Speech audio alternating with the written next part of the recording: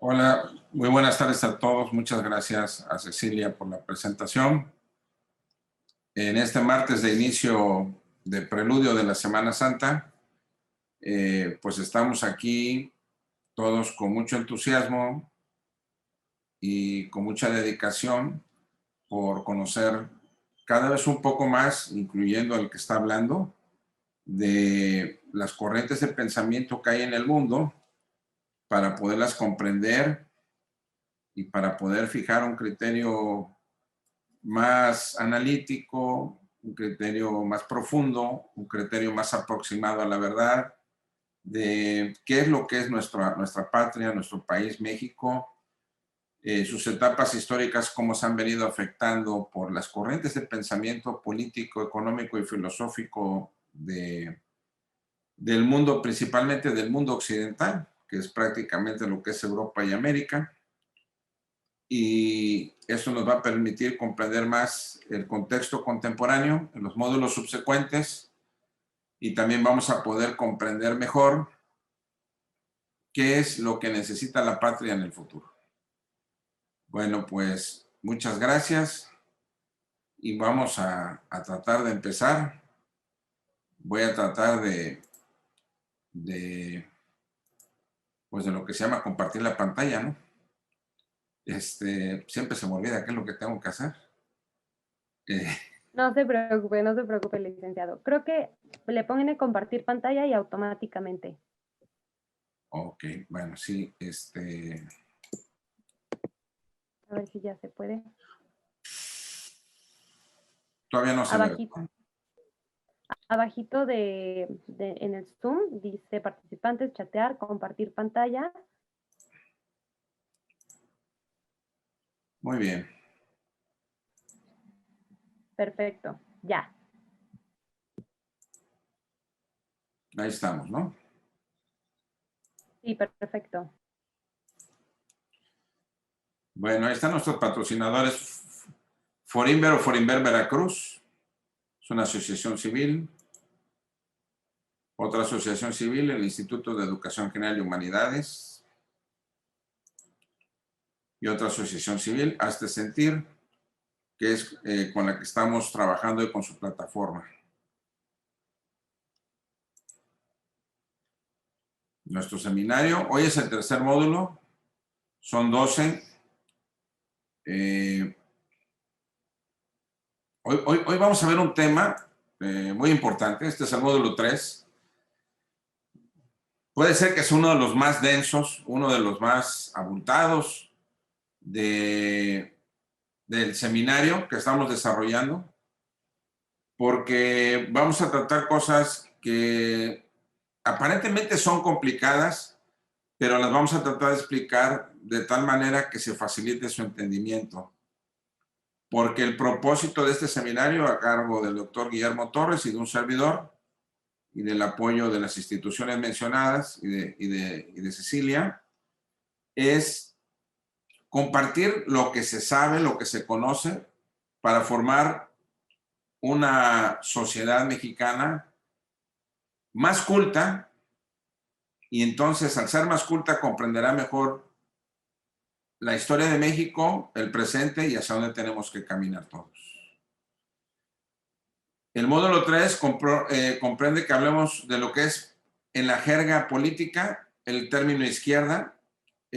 Para muchos o para todos es común escuchar el concepto izquierda, derecha, centro, sobre todo columnistas, periodistas, analistas políticos, catedráticos, emplean bastante este término. Tenemos que saber dónde viene el concepto izquierda. El término socialismo, que tiene muchas vertientes, muchas vertientes, familiarizarnos un poco con este concepto. Familiarizarnos un poco con quién fue Karl Marx y las tesis más científicas del socialismo y del comunismo, que son las que corren a cargo de Marx y de su compañero de estudios y trabajo, Federico Engels. Para poder comprender los fenómenos sociales de los últimos 300 años, y ya lo vimos en el módulo 1 y en el módulo 2, donde hablamos un poquito del mercantilismo, donde hablamos cómo el mundo cambió cuando se conoce, se descubre el continente americano y se forma, se forma con el trabajo comercial que hacen los imperios europeos al ir colonizando y poblando y mestizándose con los pueblos nativos de América y formando nuevas ciudades, una nueva civilización en América, tanto la América hispana, la portuguesa, la inglesa y la francesa, de la que hablamos muy poco, pero que también estuvo muy presente. En ese orden de ideas, es muy importante que nos familiaricemos con el concepto burguesía, que nació a raíz de los avances comerciales y con una gran fuerza a partir, también como ya lo dijimos en los módulos anteriores, de las revoluciones industriales que se acentuaron muy fuerte en la segunda mitad del siglo XVIII, es decir, entre 1750 y 1800. Esos 50, 70 años antes de que las colonias hispanas de América Latina comenzaran a independizarse del Imperio Español. En términos de una buena historiografía, tenemos que concebir que el concepto burguesía en realidad comenzó a aparecer en el escenario de la historia allá por el siglo XII con aquellos comerciantes, aquellos artesanos y aquellos profesionistas que comenzaron a aparecer. Debemos tomar en cuenta que las primeras universidades del mundo en esta misma época es cuando se empiezan a construir, a edificar. Principalmente las primeras universidades fueron creadas por religiosos católicos y esto permitió, bueno, que se multiplicara el número de matemáticos, de médicos, de abogados, de ingenieros, y al momento que empiezan a ejercer su profesión, comienzan a convertirse en un sector de la sociedad que por sus actividades profesionales o comerciales o artesanales, en una época donde toda la producción de lo que había, sillas, mesas, equipos para caballo, para carretas, etcétera, para construir casas, todo venía de procedimientos artesanales. No existían las fábricas ni existían las industrias en el siglo XII. En ese orden de ideas, la burguesía es así como comienza a desarrollar una influencia muy importante en la sociedad, porque no va a depender de las fuerzas políticas que en ese momento eran príncipes, reyes y señores feudales. Es muy importante que para todos los procesos históricos, políticos y sociales que vamos a estudiar, comprendamos muy bien este concepto de lo que es ser burgués y de lo que es la burguesía, porque el planteamiento comunista que vamos a estudiar en este módulo de ahí despega, de lo que es la burguesía. Ya para el siglo XVIII, que comenzaba a desarrollarse la primera revolución industrial con la máquina de vapor que comentamos en el módulo 2, ya es más fuerte el poder económico y es más ancho el número de los burgueses, principalmente los comerciantes, los que se dedicaban a la cuestión del comercio marítimo y fluvial. Eso era muy importante, no había carreteras. Los señores artesanos, las familias que se dedicaban a alguna producción artesanal, como pudiera ser la construcción de utensilios de cocina, de herrajes de caballos, el diseño de vestuarios. Los profesionistas que pueden ser aquellos médicos, aquellos abogados, aquellos contadores que de una manera más modesta comenzaban a desarrollar su profesión. Los préstamos generaron los primeros bancos desde el norte de Italia, ya cuando empezó el descubrimiento de América, las grandes navieras de los países europeos que comercializaban con América. Y cuando aparecen los primeros inventos de la revolución industrial, pues aparecen los industriales. Todo eso empezó a definirse muy concretamente, como estamos viendo en la pantalla, hace unos casi 300 años. Pero vean lo importante de la burguesía, porque la burguesía está vigente. Y está vigente en todo el mundo, está vigente en México, en Estados Unidos, en Alemania, en Suiza, en Inglaterra, hasta en China, ¿no? Entonces, es muy importante que, ¿quiénes somos los burgueses? Me he atrevido a poner esta foto para tratar de ejemplificar de alguna manera qué hace la burguesía del siglo XX y del siglo XXI. A partir de la era posmoderna, que es la que empieza después de la Segunda Guerra Mundial, donde los críticos señalan que la burguesía tiene 70 años de estar distraída en su confort, en sus viajes, en sus comodidades, en estar pendientes de la moda, en estar pendientes de las cosas materiales, dicen los socialistas. Se han deshumanizado los burgueses, acusan los socialistas. Esa va a ser unas líneas del pensamiento del comunismo. Tenemos que hacer aquí un anuncio, una especie de paréntesis necesario, porque se apareció algo en el siglo XVI, allá entre el año 1520 y 1530, todos tienen alguna noción histórica de esto.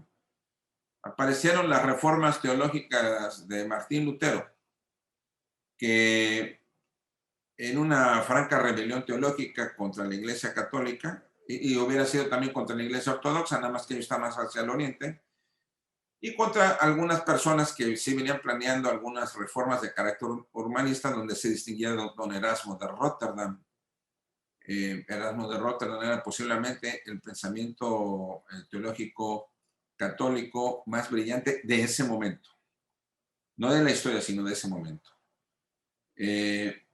No venimos a hablar aquí de Lutero ni de la reforma teológica porque no soy teólogo, pero desde el punto de vista de la historia, este comentario es importante porque para los marxistas y comunistas, es decir, para los socialistas científicos, vamos a verlo adelantito, el poder de la historia, el motor de la historia que mueve al hombre, es, según ellos, la lucha de clases sociales. Bajo esta perspectiva, en la que yo considero que sí es parte de la realidad, pero no es la realidad entera, la reforma protestante, el cisma que causa Lutero a la cristiandad. Hasta antes de Lutero, el mundo cristiano tenía una sola fe y se le llama históricamente la cristiandad. Ya después de Lutero es católicos romanos, protestantismo y todo lo que viene después del protestantismo, que es un sinnúmero hasta el día de hoy imparable de nuevas religiones y nuevas maneras de desarrollar la fe. Pero viéndolo con los lentes, con los binoculares de la lucha de clases, lo que la reforma protestante del siglo XVI plantea es que el individualismo religioso lucha contra el clero de la Iglesia Católica Romana. Entonces, ahí hay una transformación social. Luego vendrá la contrarreforma. Ese es tema de un apartado, eso sería tema de un estudio específico. La reforma de Lutero, lo del siglo XVI, se plantea una reforma social. Y es que esta lucha de clases es, según para Marx, para Engels y otros socialistas científicos, lo que ha venido distinguiendo la historia de la humanidad a partir de las grandes civilizaciones. Vamos acercándonos un poquito a nuestro tiempo y es necesario hablar un poquito de la Revolución Inglesa, que fue, en números redondos, 100 años antes de la Revolución Francesa.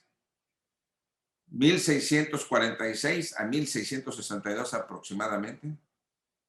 Se da una lucha de clases, pensando un poquito como Marx, porque los miembros de la nobleza y algunos señores feudales que habían logrado ser los cuerpos consultores del monarca, cada vez le venían reclamando al monarca, en este caso al monarca inglés, que tenía que tener menos poder y tenía que consultar más con ellos los temas del manejo de los recursos del imperio, del reino, los gastos cuando venían guerras, los impuestos, otro tipo de cosas.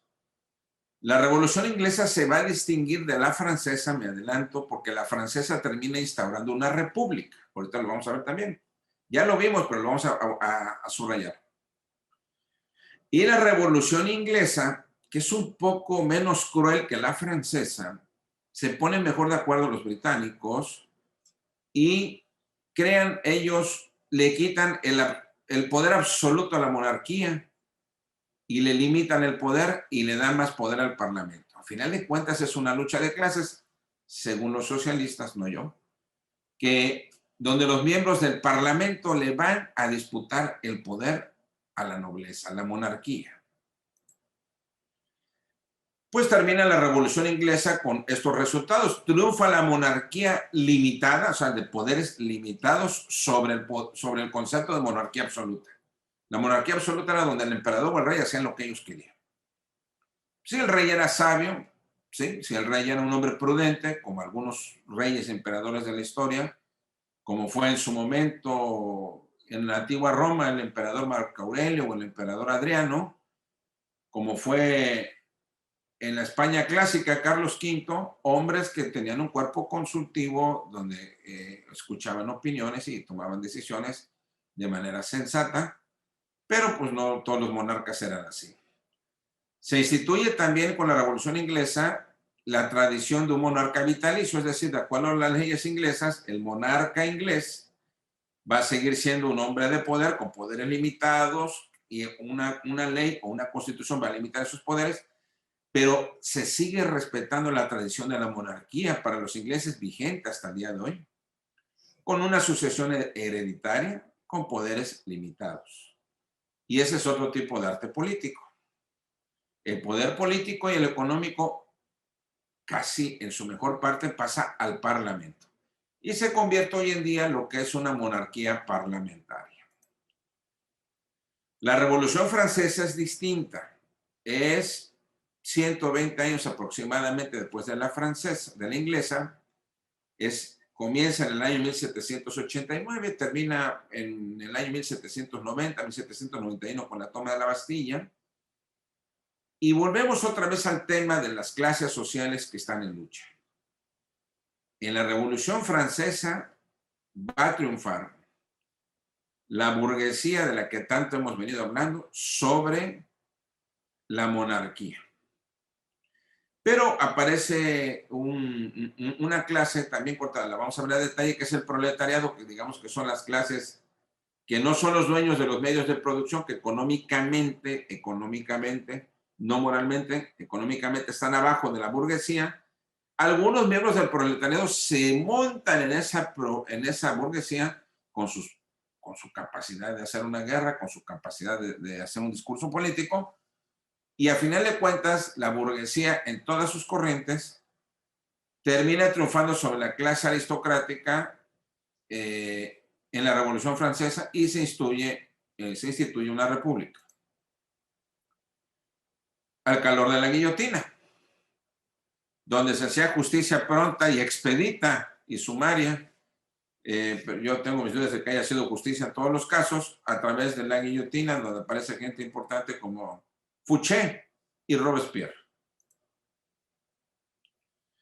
Pero fíjense que va a ser un tema interesante. El tema interesante es donde viene la palabra izquierda.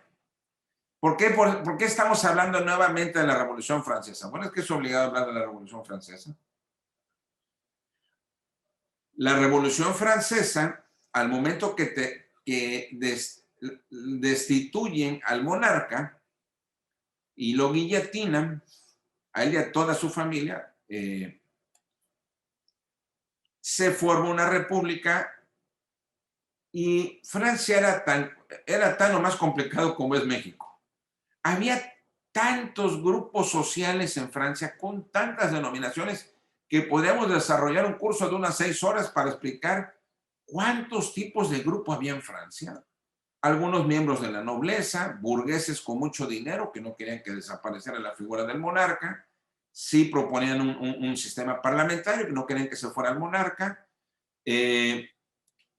Los burgueses estaban los letrados, estaban los que no eran muy letrados, Y de acuerdo al nombre de sus líderes, tenían distintas denominaciones los grupos.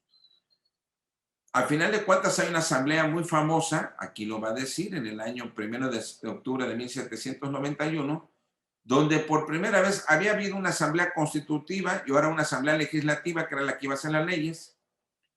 Y llega el presidente de la asamblea y habiendo tantos grupos sociales como se ve en esta foto, el presidente de la asamblea le pide a los que defendían a la nobleza, pero que no dejaban de ser burgueses, digamos, de más nivel cultural y económico, le pide que se sienten del lado derecho y que tomen asiento para constituir la asamblea a los burgueses y los proletarios sumados a los burgueses que conformaban varios grupos que se sienten del lado izquierdo.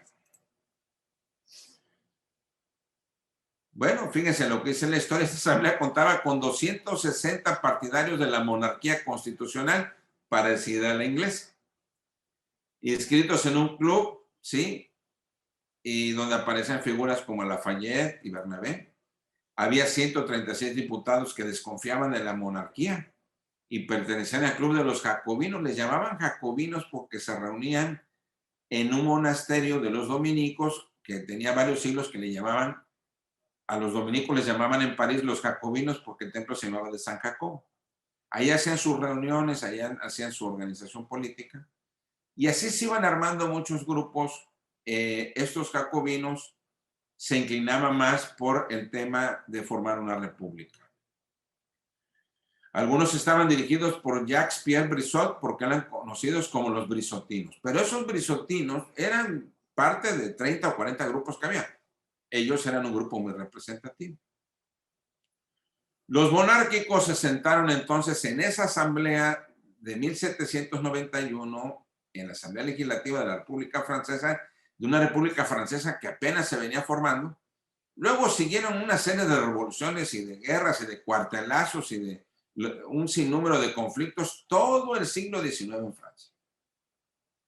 Y ya vienen a sentar prudencia hasta el siglo XX y hasta el día de hoy, pues ahora son una república muy poderosa y muy importante en Europa. Pero en esa asamblea de 1791 quedan los brisontinos del lado izquierdo y quedan los que todavía esperaban a que hubiera una monarquía parlamentaria del lado derecho. Es decir, se consideró entonces en la jerga política, en el lenguaje político, en el pensamiento político, que la gente que pretendía, la gente cuyas convicciones y forma de razonar se inclinaba por conservar las cosas como estaban con ligeras modificaciones, se le llamara gente de derecha. Y a los que buscaban cambios radicales o progresistas, gente de izquierda. Y es así como evoluciona el término para llegar hoy en día a familiarizar el concepto de izquierda con las corrientes socialistas y comunistas, porque ellos son los que suelen proponer cambios radicales.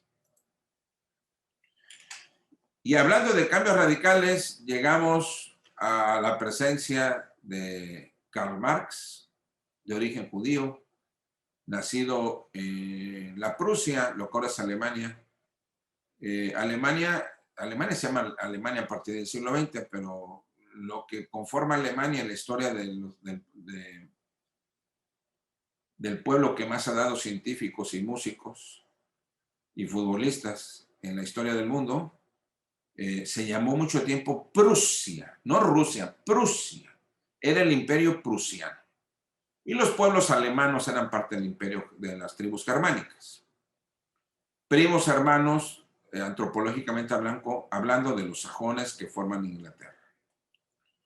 Bueno, nunca se han llevado, pero son primos hermanos, se parecen a nuestros hermanos judíos y a nuestros hermanos árabes que descienden de las mismas tribus, pero tampoco se llevan. En el siglo XIX ya había muchos personajes que empezaron a defender la situación de los trabajadores con las revoluciones industriales. Es decir, el socialismo científico que va a desarrollar Marx y Engels y que va a continuar vigente hasta el día de hoy, tiene ciertos antecedentes. Hay un primer socialismo que se le llama un socialismo premarxista, Vamos a ver rápidamente algunos personajes de este socialismo antes del manifiesto comunista de Carlos Marx. Aparece en Inglaterra, rápidamente lo comentamos, Robert Owen, que es un hombre que ya viene planteando reformas laborales para que los trabajadores vivan en mejores condiciones de trabajo. Wilhelm Weitling, de Alemania, que comienza a decir que los trabajadores y los agricultores tienen que vivir de una mejor manera, pero dice Weitling que eso no se va a conseguir con el diálogo, que tiene que haber el uso de la violencia e implementar una dictadura, porque con el diálogo no se va a convencer a los poderosos. Saint-Simon en Francia hace un planteamiento de cómo un gobierno, un Estado nuevo, debe de acabar con la guerra y con otras actividades, porque dice que solamente traían hambre y pobreza a la gente. Bueno, interesante lo que dice Saint-Simon. Charles Fourier, también en Francia, empieza a hacer propuestas de cómo deben de trabajar ciertas industrias en el campo para que los trabajadores mejoren sus condiciones de vida. Etienne Cabet, también de Francia, habla de un planteamiento comunista, pero pide que sea por medios pacíficos y democráticos. Era así como estos socialistas, con sus tesis, con sus estudios, con sus ensayos, con sus planteamientos, venían proponiendo reformas sociales para las clases trabajadoras y para la gente que trabajaba en el campo, y sobre todo para la gente que quedaba en condiciones muy graves después de la guerra. Haciendo un planteamiento de este socialismo, de este primer socialismo a principios del siglo XVIII, al cual después Marx y Engels le van a llamar socialismo utópico, porque era así como algo que nada más se quedaba en el mundo de las ideas y no aterrizaba. Podemos trazar algunas luces diciendo que las sociedades comunistas buscaban que se materializaran todos los anhelos de todos los individuos.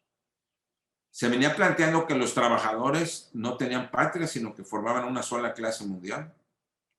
Se exigía tener la capacidad productiva del trabajador para elevar su nivel de vida. Se proponía que la lucha por el poder en favor de los trabajadores tenía que ser violenta y no a través del diálogo.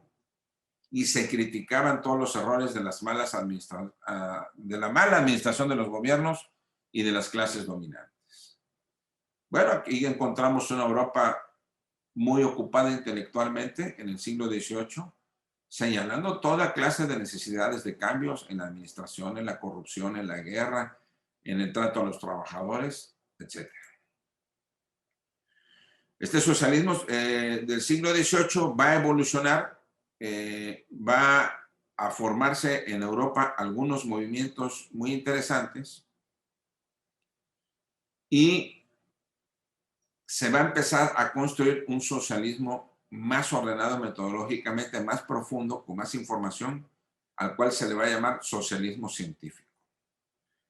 El socialismo científico se va a distinguir del utópico en que va a decir, como lo va a decir adelante Marx y Engels, que los cambios sociales de los que viene hablando el socialismo utópico y el socialismo científico solamente se pueden alcanzar a través de una lucha de clases, como se venía dando en la Reforma de Lutero, como se venía dando en la Revolución Francesa, como se venía dando en la Revolución Inglesa y como se había dado en otras pequeñas revoluciones que hubo en la antigua Roma y en la antigua Grecia. Ellos siguen diciendo, esa lucha social es indispensable para el cambio social, ¿sí? Pero siempre son los burgueses los que hacen esos cambios sociales. Y así llegamos al manifiesto comunista que aparece publicado en la ciudad de Londres en 1848. Marx, de origen judío, nacido en Alemania. Engels, nacido en lo que ahora es Inglaterra. Tenemos que tener muy claro, repito, qué es la burguesía y qué es el proletariado. Me he permitido buscar a través de un diccionario de economía política de corte marxista Ahí está el autor, Borisov, Samim, Marakova y otras personas. También hay uno muy famoso de Karl Marx, un diccionario, que es precisamente un diccionario de cultura marxista. Fíjense, aquí quiero hacer una anotación. Los diccionarios de economía financiera que hablan del capitalismo se la pasan hablando de economía y de finanzas y no ven las profundidades que sí ven los socialistas. Tenemos que tener conciencia que los estudiosos del socialismo piensan más en las entrañas de la humanidad desde la óptica social y los estudiosos del capitalismo ven más los dineros. Afortunadamente no son las únicas maneras de pensar, porque más adelante en el seminario veremos, cuando le toque a Guillermo Torres, la belleza y las bondades de la socialdemocracia cristiana y de otras corrientes de pensamiento que no están en esos extremos. Pero hay que reconocerle al socialista que es un hombre estudioso. A lo mejor no sabe abrir una fábrica, ni pagar una nómina, ni hacer procesos de producción, pero son estudiosos. Miren, ese diccionario nos dice que la burguesía, ¿sí?, es la clase dominante en la sociedad capitalista. Es decir, pues casi todas las que hay en el mundo hoy, que poseen en propiedad los medios más importantes y decisivos de la producción y vive a costas de explotar el trabajo asalariado. Esa es una difusión, esa es una definición marxista, pero define a la burguesía desde la óptica de ellos. ¿Y qué es el proletariado? El proletariado es la clase formada por los obreros asalariados de la sociedad capitalista que carecen de propiedad sobre los medios de producción y por ello están obligados a vender su fuerza a los capitalistas. Ellos dicen, el trabajador no tiene libertades porque no tiene tiempo, todo el día está trabajando. La única libertad que tiene es su toma de decisión de vender su capacidad de trabajo, su fuerza, vendérsela al industrial, al dueño de la fábrica, al dueño del medio de producción. Y estas dos clases sociales van a estar en constante pugna, no según el pensamiento liberal, no según el pensamiento de la democracia cristiana, no, según el pensamiento marxista.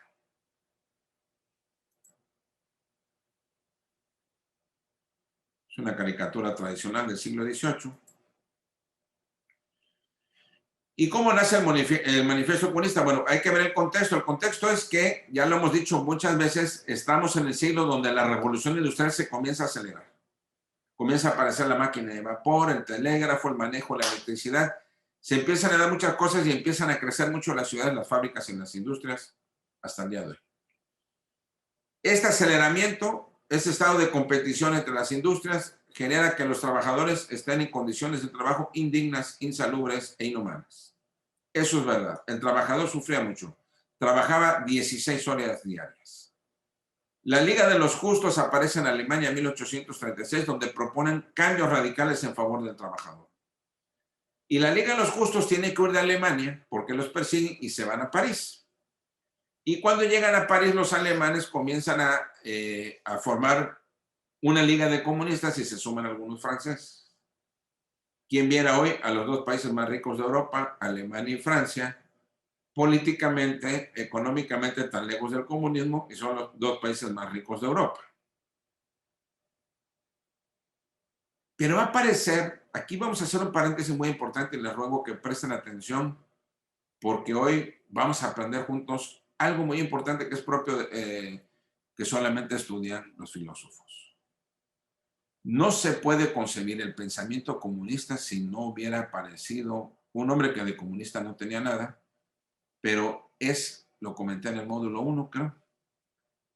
Hegel es el último filósofo grande de los tiempos, de los tiempos modernos.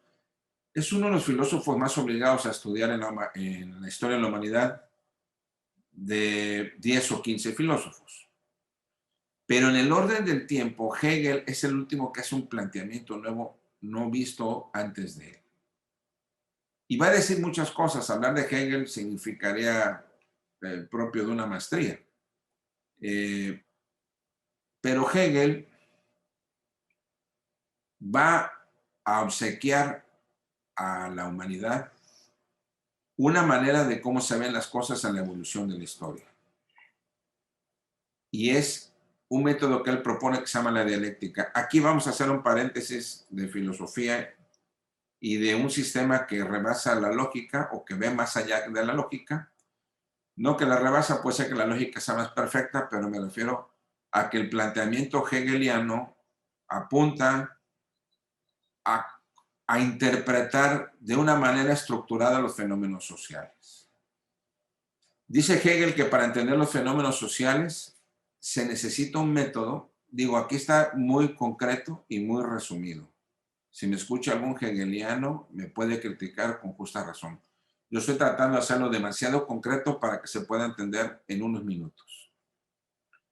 El planteamiento de la dialéctica de Hegel dice que toda afirmación social en su estado natural, que es un estado natural, por ejemplo, que de un varón y una mujer haya un niño, si hay un ayuntamiento. ¿Qué es un estado natural? Pues que las plantas para crecer necesitan agua. Dice Hegel que esa afirmación es una tesis. Pero esa tesis, en el abstracto, debe de tener una antítesis que la niega. Y de esa afirmación y esa negación debe de haber una conclusión a la cual él llama síntesis, una conclusión armónica. Y es de esta manera como esa síntesis o conclusión armónica se puede expresar en todos los terrenos de los quehaceres de la humanidad, como son la religión, la filosofía, la política y la filosofía económica.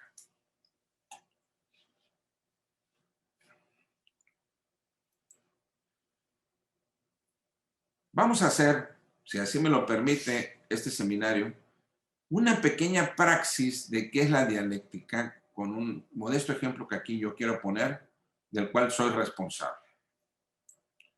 Tesis. Esto es para que mejor se comprenda la dialéctica. El machismo afirma que las mujeres solo sirven para procrear y cocinar. Eso yo lo oía mucho de niño, de los señores grandes, ¿eh? Lo alcancé a oír bastante, todavía digo, mi niñez era ya por el 75, 73, que tenía 7, 8 años, y se oía muchísimo. Antítesis del feminismo radical, que afirma, hoy en día el feminismo radical afirma, todos los varones son potencialmente violadores y no razonan su sexualidad. Tesis, las mujeres solo sirven para procrear. Antítesis, todos los varones son potencialmente violadores y no razonan su sexualidad. Síntesis, el varón y la mujer son un complemento, que al respetar sus recíprocas dignidades humanas, procrean hijos y forman una familia. Bueno, este es un ejemplo de dialéctica, puede haber ejemplos mucho más complicados y mucho más sencillos. Y con este método Marx va a reclamarle a Hegel, no se conocieron, pero reclamarle en el pensamiento, que no encuentra en esa dialéctica con la que él está de acuerdo para estudiar los fenómenos sociales, no encuentra él justicia para el proletariado. Y se basa en el desarrollo de las tesis hegelianas para comenzar a desarrollar sus tesis comunistas. Pero tacha a Hegel de no darle solución con sus planteamientos a el proletariado. Y Marx tiene una característica que va a romper también con todos los pensadores previos de la humanidad, donde estaban Sócrates, Platón, Santo Tomás de Aquino, Kant, Hegel, Buenaventura, Spinoza, Leibniz, que era un erudito, todos los que precedieron a Marx, que eran muchísimo mejor filósofo que él. Marx va a hacer algo como filósofo que va a cambiar bruscamente la historia. Para Marx dice que aquella filosofía que no se pone en praxis, que no se lleva a la vida real, no sirve de nada. Que los filósofos tienen la culpa de que se le han pasado buscando toda la historia la verdad y el bien, pero que no han hecho nada por la sociedad. Que un buen filósofo como él va a llevar las cosas a cabo, va a materializarlo en la realidad.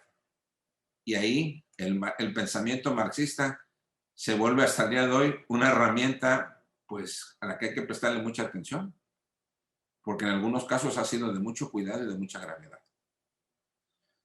El Manifiesto Comunista es una de las obras que hace Marx. No crean que es la única. Hizo muchas obras, hizo 20 o 30 obras, entre las cuales la más extensa es El Capital, propia de un estudio abundante, porque es una obra de más de 7 volúmenes. No recuerdo el número de volúmenes, pero es de más de 5 volúmenes.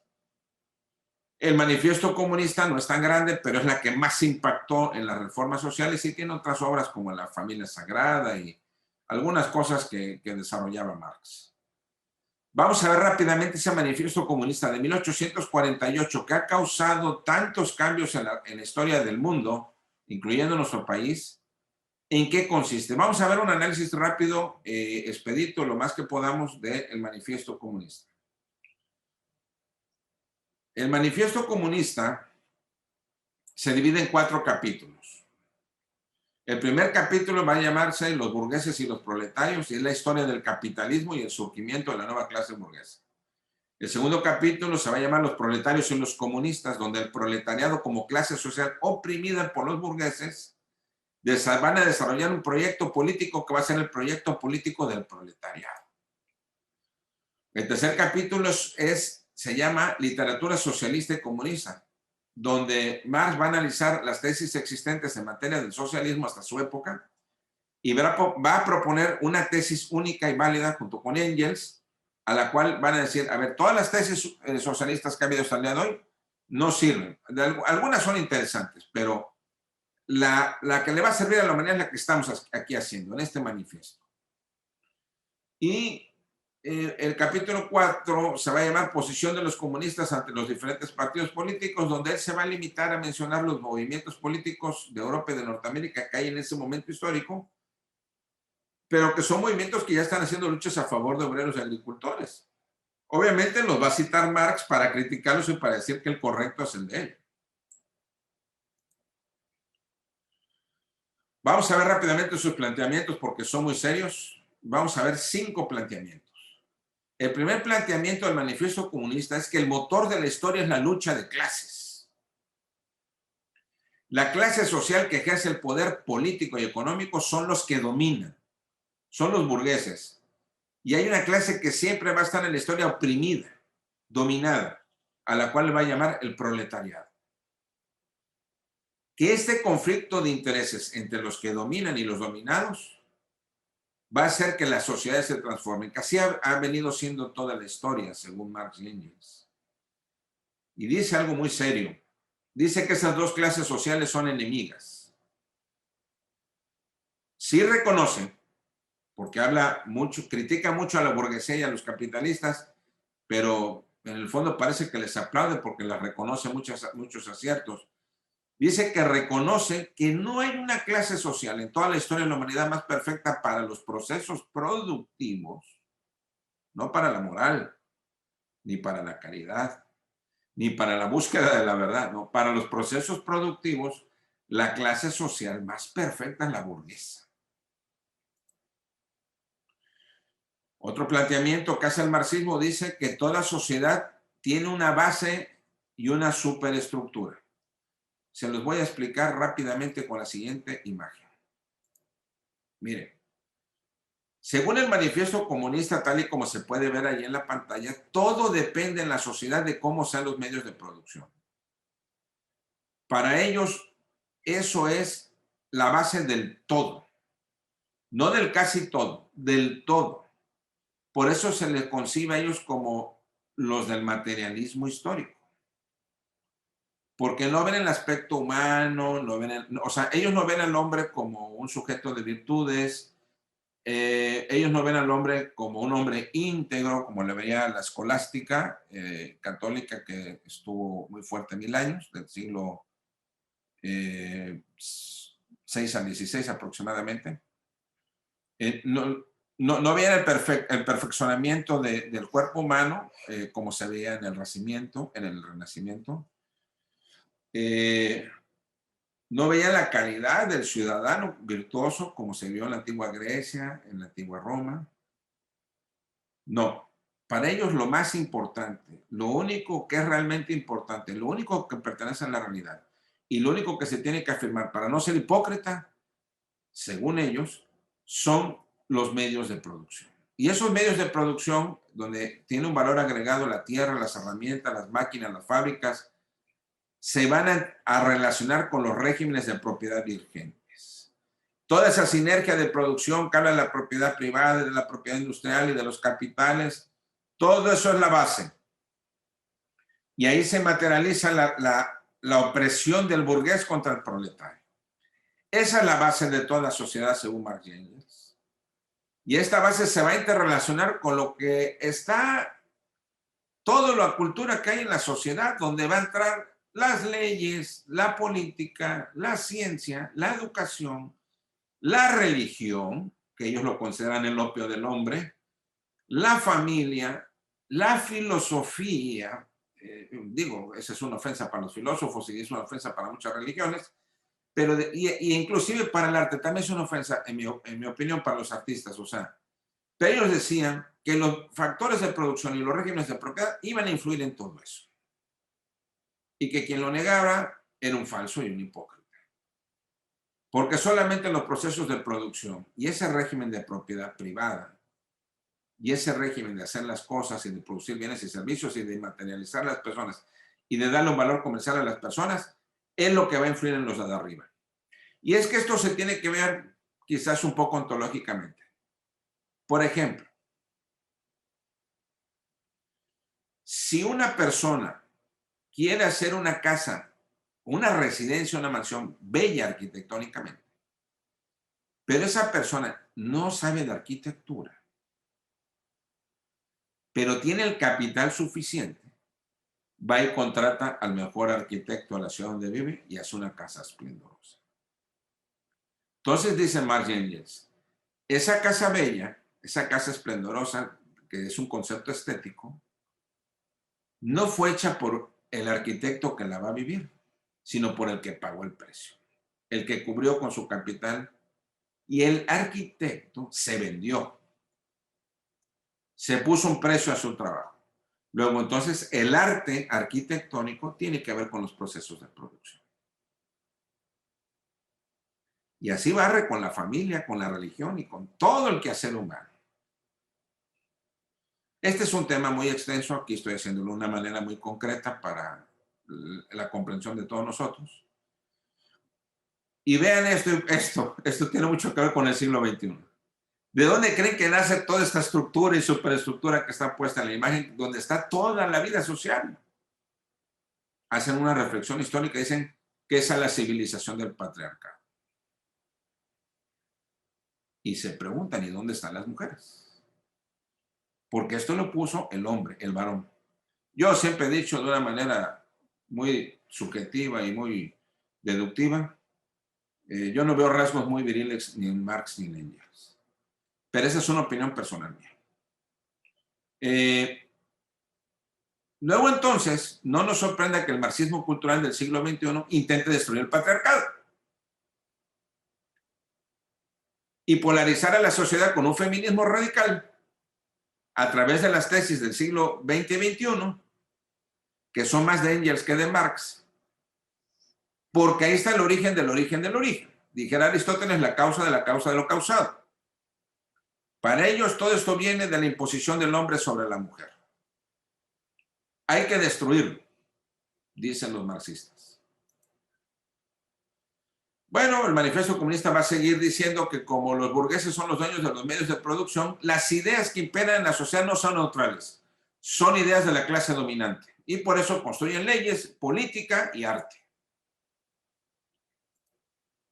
Sigue diciendo el manifiesto comunista que la sociedad burguesa cada vez acumula más y más capital. En eso tiene razón.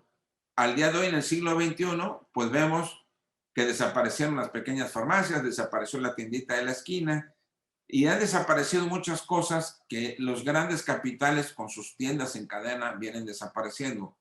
Pero bueno, algún día ojalá puedan estudiar a Alois Schumpeter, que va a ser, para mi escasos conocimiento, el político economista más brillante, el genio del emprendedurismo, fundador del emprendedurismo en Harvard, Alois Schumpeter, se ríe de muchas cosas de Marx porque dice es que no viste muchas cosas, ¿no? Y una de ellas que no viste el emprendedurismo, ¿no? Es decir, el emprendedurismo es algo que los marxistas no llegaron a ver, ¿no? Que es una forma en la que mucha gente sale adelante con las ideas de la innovación. Bueno, siguen insistiendo que la revolución industrial acelerada va generando una nueva clase burguesa industrial, es decir, con el proceso industrial, ahora los burgueses son más ricos y son tan ricos que pueden transformar hasta la religión, que están acabando con lo que era divino y absoluto, dice Marx. Porque sus tecnologías van cambiando todo, y eso sí, dice Marx, no hay otro sistema que produzca tantas cosas como ellos. Parece ser que cavan su propia tumba el capitalismo. El capitalismo va a transformar la escuela, la educación, la familia, la religión, la ciencia, es decir, todo. Porque si el capitalismo expande sus riquezas tanto que va a seguir empobreciendo al ser humano. Todos tienen un valor, como en el caso que pusimos del arquitecto. Para Marx quiere decir que ese arquitecto tenía un valor y se vende. El objetivo del manifiesto comunista que ellos hacen es luchar contra el capitalismo, con alianzas y llevar a los obreros al poder y así liberar a toda la sociedad humana, principalmente al proletario, a la mujer y a todo el que ha sido postergado. Es una emancipación social. Gracias.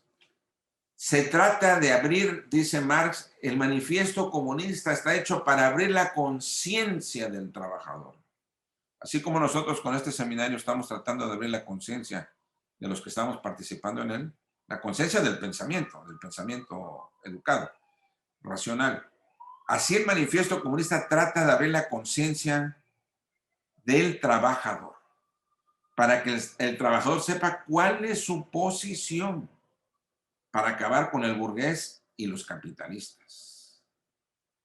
Y dice algo muy interesante que destruye el concepto de nación, o se le critica a los marxistas de destruir el concepto nación. Dice, el movimiento proletario debe ser universal. No importa quiénes sean los proletarios de Estados Unidos de Norteamérica, no importa quiénes sean los de Alemania, ni quiénes sean los de Francia. Es decir, no importa que unos se dediquen a la agricultura y otros a la industria y otros a la construcción de muebles. Todos son trabajadores y todos son proletarios.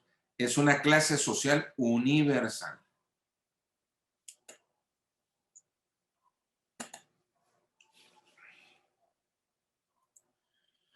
Bueno, el manifiesto comunista se materializa en una primera revolución social en el año 1917, que es la Revolución Rusa, encabezada por Lenin, por Vladimir Lenin, educado en Alemania, que va a consolidar la Revolución Rusa y va a acabar con el proletariado, destruye a la burguesía y a la monarquía de los zares. Al triunfo de la Revolución Rusa, en el año 1917, se forma la Unión de Repúblicas Soviéticas Socialistas, que se aprecia en el mapa, que comienza, aquí como está el cursor, en Europa y termina en el extremo del continente asiático.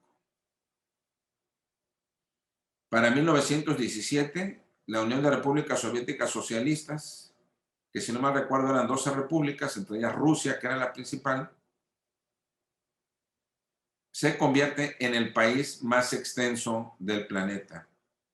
Y comienza lo que mucho tiempo se llamó la Guerra Fría, la amenaza roja. Porque cuando la Revolución Rusa triunfa en 1917, había muchos simpatizantes del movimiento comunista en todos los países de Europa. En unos más y en otros menos. Era muy fuerte en Francia, en España, en Alemania. ¿Y eso por qué tiene que ver? Esa lucha del proletariado a través del comunismo se va multiplicando ya geográficamente para el siglo XX.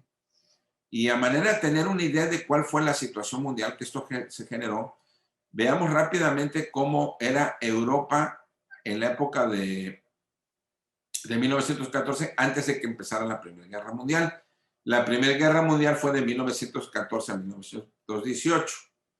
Y en medio de esa Primera Guerra Mundial se dio la Revolución Rusa. Quiere decir que el imperio ruso, que estaba cayendo, muchos imperios desaparecieron al acabar la Primera Guerra Mundial, pero el zar de Rusia estaba participando en la Primera Guerra Mundial y aparte tenía una revolución civil adentro, que era la Revolución Rusa.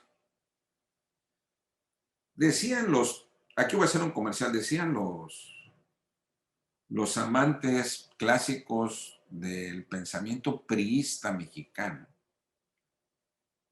decían que lo interesante de la Revolución Mexicana había sido que era la primera revolución del siglo XX y que ya existía el Manifiesto Comunista y que la Revolución Mexicana no había sido comunista. Que la gente de derecha, los conservadores, dejaran de criticar a la Revolución Mexicana porque la Revolución Mexicana había sido hecha por burgueses y no proletaria, no por proletarios. Gracias a esos burgueses que habían intervenido en México no se había hecho comunista. Esa era la perspectiva de los puristas clásicos. Europa antes de la Primera Guerra Mundial está como se ve ahí en el mapa, el Imperio Ruso en color amarillo, el Imperio Alemán en verde, el Imperio Austrohúngaro en rojo, Francia, España, Italia, Inglaterra. Y en el extremo sur, a la parte inferior derecha de su pantalla, está el Imperio Otomano, que desaparece al acabar esa Primera Guerra Mundial. El Imperio Ruso estaba ahí, era un imperio que era agrícola, no era industrial. Industriales eran Francia, Alemania e Inglaterra. E Italia.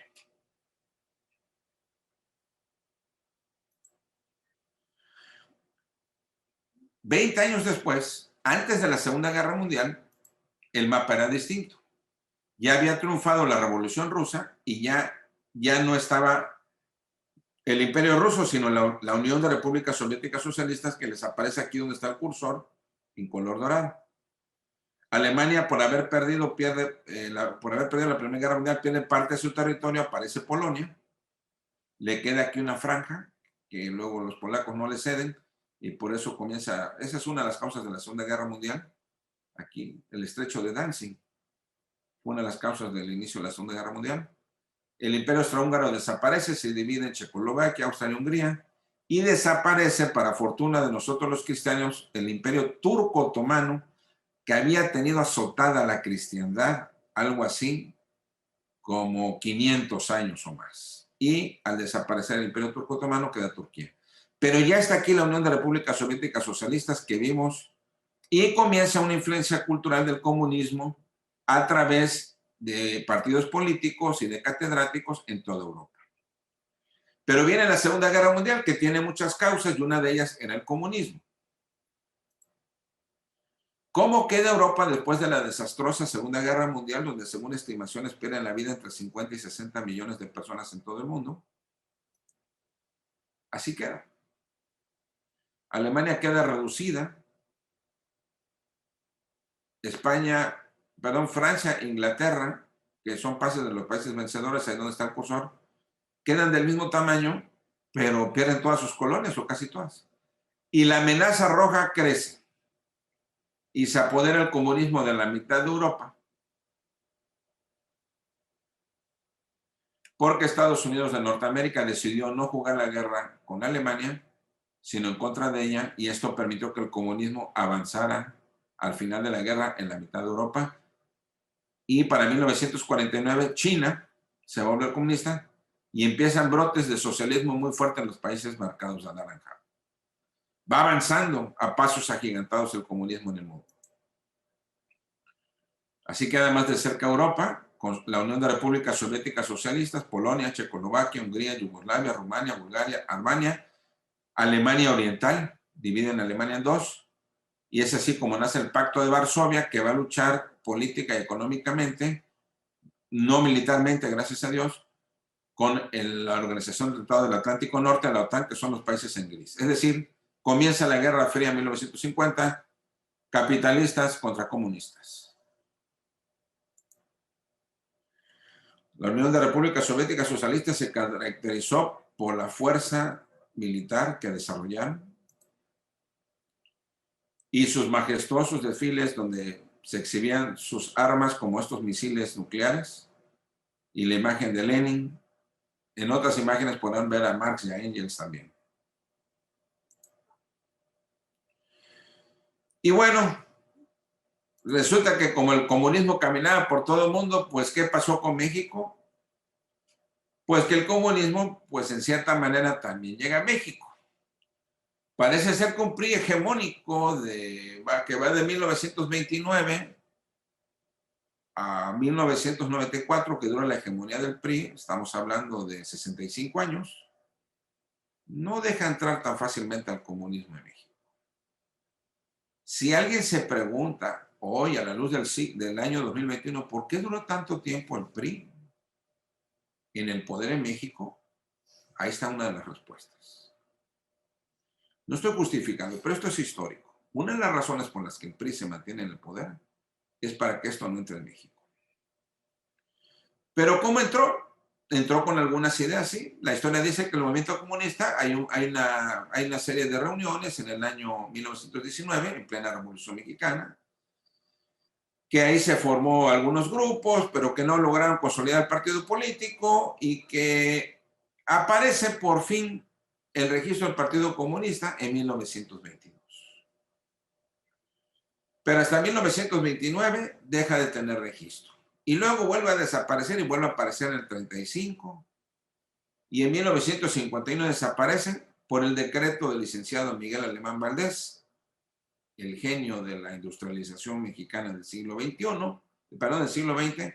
Sí, como vemos que la primera fase industrial de México se concibe con Porfirio Díaz.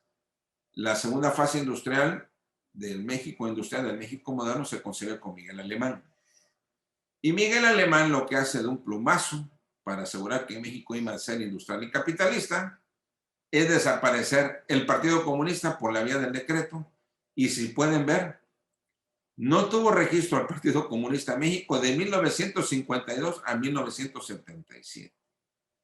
Ya en 1978, el presidente López Portillo, para calmar un poco a la izquierda, hace a través del otro veracruzano, don Jesús Reyes Heroles, el ideólogo más grande que ha tenido el PRI en toda su historia, hace a don Jesús Reyes Heroles la ley Lope, ley de organizaciones políticas electorales, donde aparecen los diputados plurinominales, tan famosos hoy, para que aquellos pequeños partidos que no podían ganar las elecciones participaran con unos nuevos diputados, y vuelve a aparecer el Partido Comunista con el ley Lope, pero bueno, dura solamente 3 años.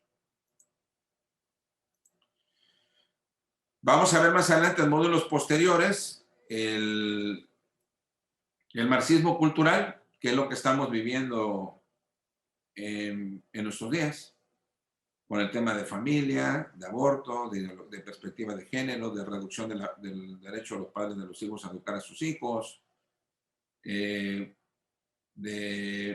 cómo el Estado pretende poder hacer la moral, cómo se pretende despreciar al patriarcado a través de un feminismo radical y una serie de cosas que veremos oportunamente en módulos más adelante, pero este es el antecedente económico del comunismo que estuvo vigente por lo menos de 1917,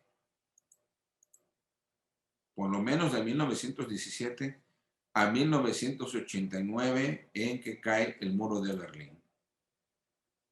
A partir de 1990, los capitalistas entran en un periodo de confort y de relax. Dicen, ya se murió el comunismo en el mundo, solamente queda Cuba y China, pero cada vez se hacen más capitalistas las dos. Pero no pensaron que los neomarxistas, los neocomunistas van a regresar con otras expresiones culturales. A manera de despedida de este seminario, y con la anuencia de todos ustedes, me permito comentarles rápidamente cuáles son las cosas que el profeta social llamado Karl Marx no supo atinar en cuanto a sus predicciones futuras en relación al tema del capitalismo y del comunismo, Son cosas muy sencillas, muy concretas las que puse aquí en la pantalla, que seguramente algunos de ustedes ya las tienen también percibidas. Pues bien, en el comunismo y en los países comunistas se dio una situación. Los procesos de producción se hicieron insuficientes. ¿Por qué?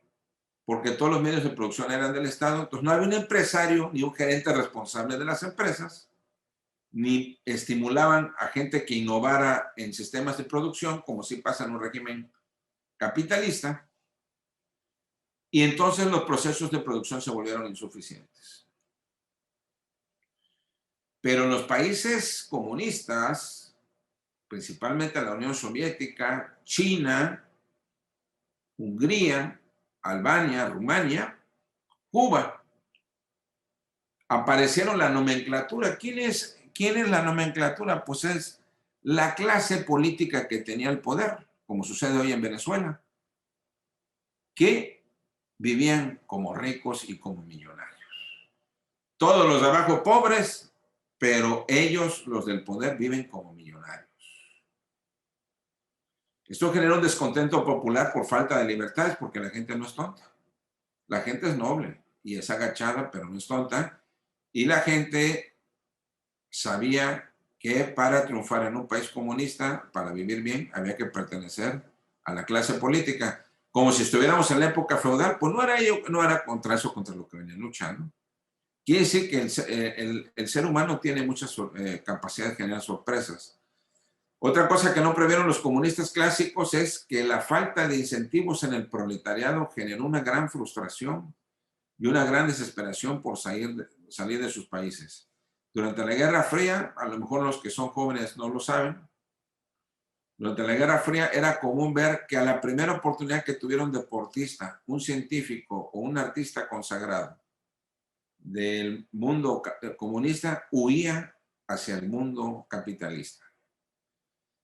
En Occidente, donde estaba desarrollada la economía de libre mercado y donde el régimen seguía siendo del capitalismo con sus diversas variedades, porque el capitalismo también tiene variedades, no es tan mercantilista como era hace 400 años, tiene otras connotaciones de carácter financiero, de carácter democrático, de distribución de la riqueza, etc.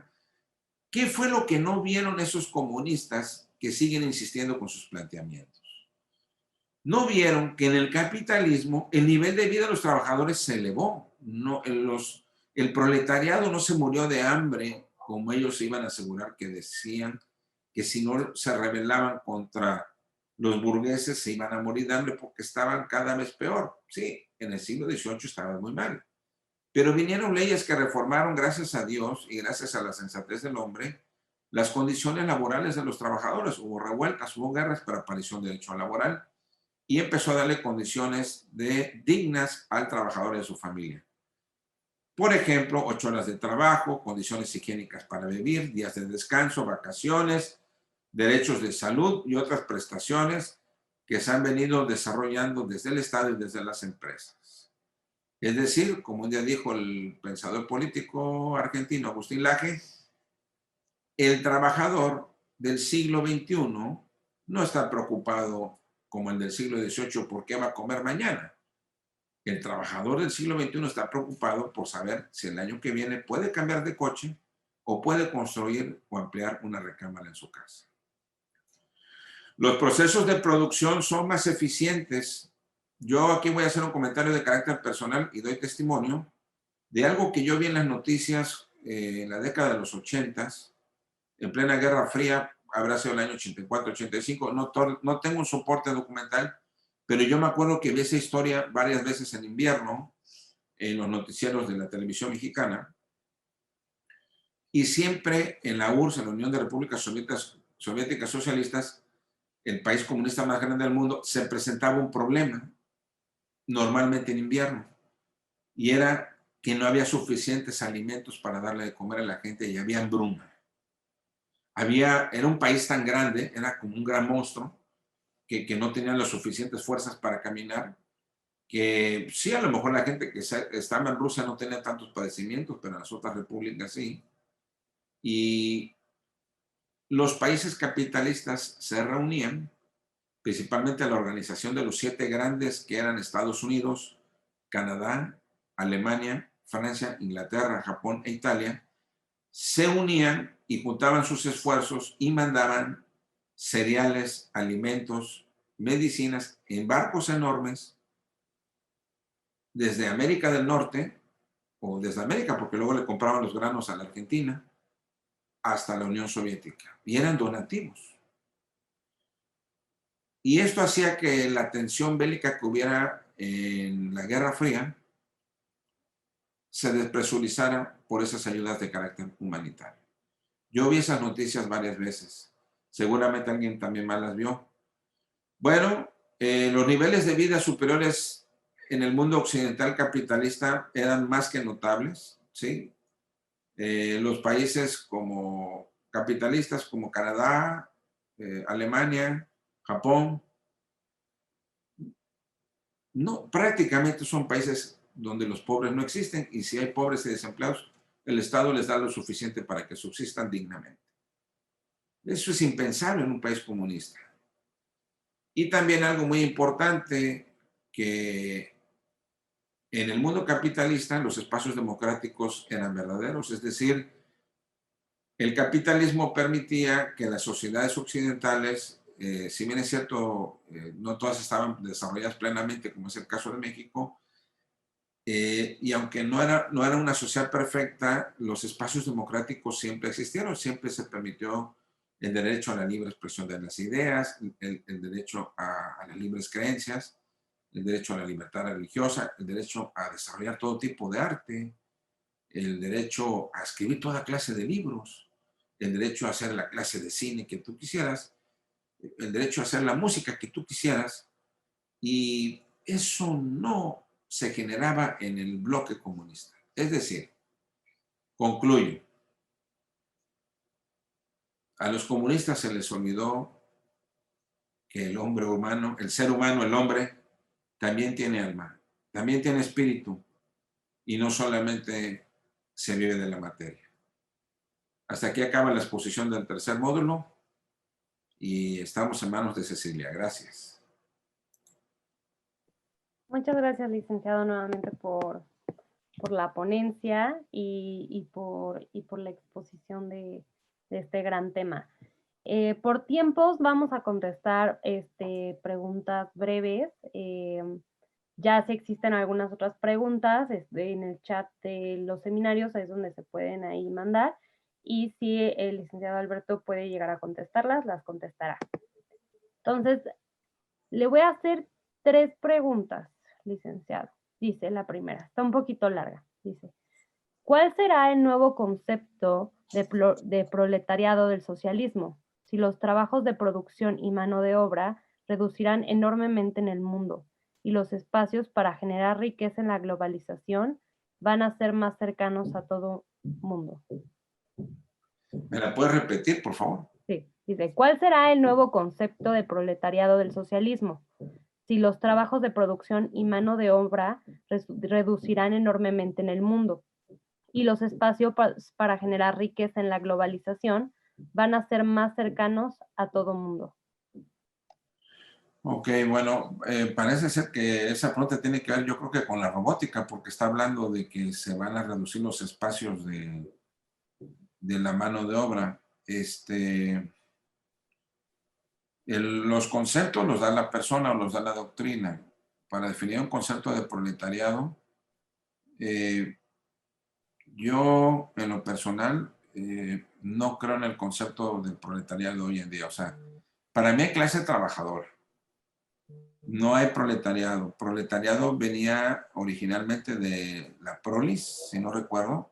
La proli, así se llamaba, a las clases, viene del latín prolis, que significa aquellas clases que había en el Imperio Romano, que las personas, las familias, no tenían bienes que pudieran aportar a la subsistencia del imperio, y que lo único que pueden hacer era dar hijos. Entonces, como el Imperio Romano siempre estaba en guerra porque tenía 1 millón de frentes de guerra abiertos, porque tenía 1000 fronteras, por lo que siempre necesitaban los romanos eran ejércitos. Entonces, era precisamente a través de estas familias que producían hijas para alimentar los ejércitos. De ahí puede ser que venga la figura del proletariado.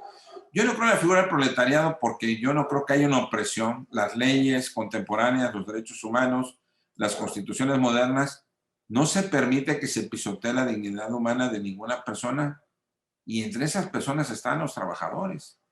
Y entonces yo creo que depende del ingenio de los hombres y de los empresarios y de los estudiantes y de los universitarios y de los científicos y de los jóvenes que se innoven medios de producción adecuados para que siempre haya empleo para todos. Aparte de que habrá que estudiar en el módulo siguientes en qué consiste la responsabilidad social de las empresas, que viene de la doctrina social cristiana, para poder entender que la justicia social implica que todos rescatemos a los demás, que en la sociedad no seamos nada más ciudadanos, que en la sociedad seamos también, entendido como un valor cultural cristiano, ver en el otro ciudadano al prójimo, tal y como lo definió Cristo, ¿sí? Y ver al prójimo es verlo con ojos de amor, con ojos de caridad, ¿sí? Y aprender algo que yo confieso no he terminado de aprender, pero que intento hacerlo, es ver en el rostro de mi prójimo el rostro de Dios. Y entonces eso es algo que se tiene que ir fomentando para que todos lo generemos en conciencia y decirle a nuestros gobernantes, oye, cuida los impuestos, porque los impuestos son para generar medios de producción que vayan a rescatar al que en este momento está descobijado, al que en este momento está sin empleo, al que en este momento está sin oportunidades, y dejemos trabajar a los empresarios para que ellos con su creatividad y pagando sus impuestos ayuden a abrir más fuentes de empleo para que alcancen la distribución de la riqueza para todos. Concluyo, no tengo concepto del proletariado en el siglo XXI. Habría que preguntárselo a algún partido comunista que seguramente va a dar un concepto muy parecido al de hace 200 años.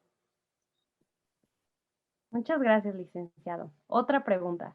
Dice, ¿qué papel jugó en México el pensamiento de Manavendras?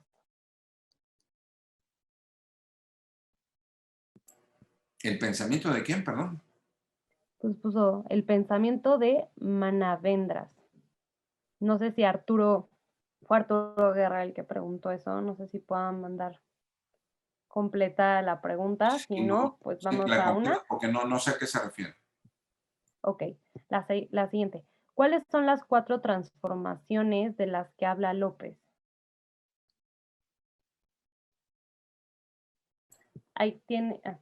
Perdón, digo, a ver, todavía no llegamos a esa etapa, ¿eh? A ver, pero vamos a adelantarnos un poquito.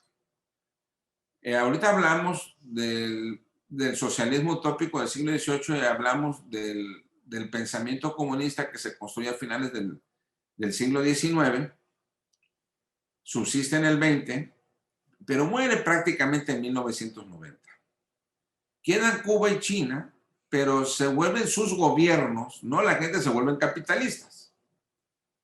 Pero a final de cuentas, bueno, lo que hoy impera en América Latina, lo vamos a ver como en el módulo 10 o 11, es un nuevo socialismo al cual se le llama socialismo del siglo XXI, que obviamente tiene elementos marxistas, pero es un replanteamiento del comunismo.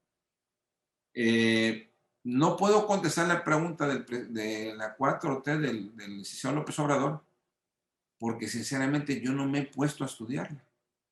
O sea, no sé de qué habla. Yo entiendo que en el proceso histórico de México ha habido 3 grandes transformaciones.